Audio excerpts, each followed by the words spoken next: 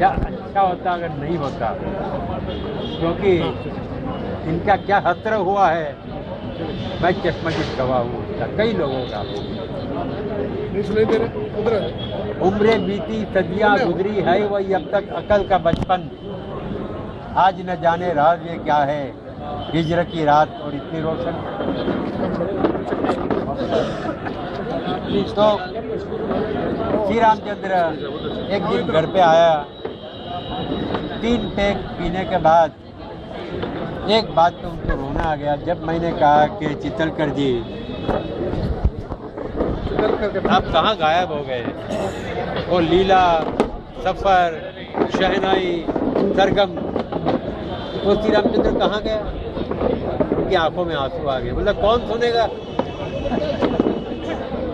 अरे मेरे अनारकली के गाने आज सुनने को तैयार नहीं है आजकल के लोग। और आप सफ़र की और शहनाई की बात कर रहे हैं। उनकी आंखों में आंसू आ गए क्योंकि उनका दौर खत्म हो चुका था।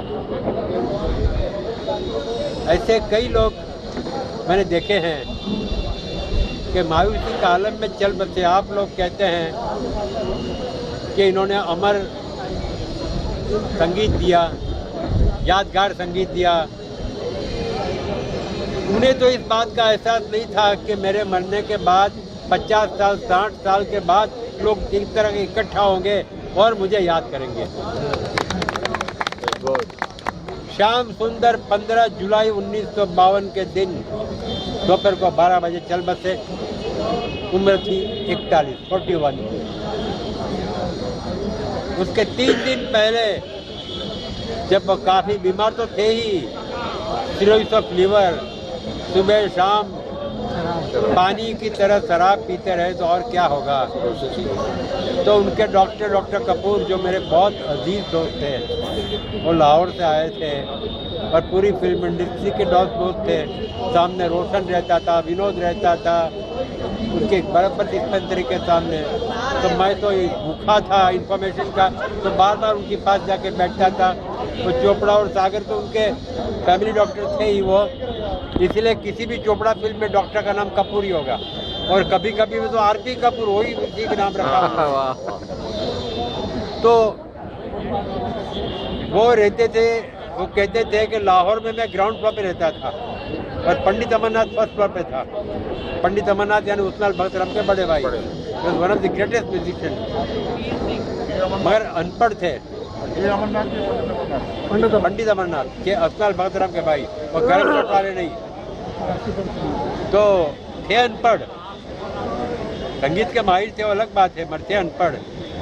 तो डॉक्टर कपूर ने एक दिन कहा कि पंडित जी आप इतना पीते हैं, जरा लीवर एक्सट्रैक्ट लिया कीजिए। अभी उन्हें क्या मालूम कि लीवर एक्सट्रैक्ट कोई इंजेक्शन होता है, वो समझे कोई खाने की डिश है। तो घर पे जाके बीवी को डांटते, रोज चिकन मटन बना करती है, अरे लीवर एक्सट्रैक्ट भी बनाया करो। डॉक्टर कपूर ने मुझे बताई थी।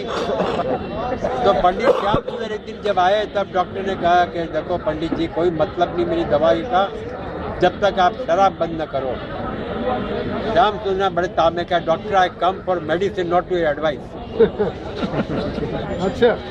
और उससे दूसरे दिन जब वो काफ़ी बीमार थे, डॉक्टर कपूर देखने आए तो नीचे खटिया के नीचे बॉटल देखी। तो डॉक्टर कपूर को गुस्सा आ गया कि पंडित जी क्या कर रहे हैं, ये जहर है, जहर आपके लिए।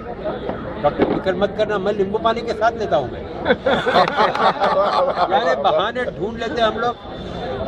आखिर हुआ क्या, बाजार में उनको नोटिस दी गई होती, आप कितने लोग को मालूम है क्या आपने बेकार म्यूजिक दिया है, आपने हमारी पिक्चर को बहुत नुकसान किया है, आपने बेदरकार रहे लाहौर, अरे बाजार कैन यू इमेजिन, साजन की गलियां छोड़ चले आपको बह न सके, और हम आपको निकाल देते हैं।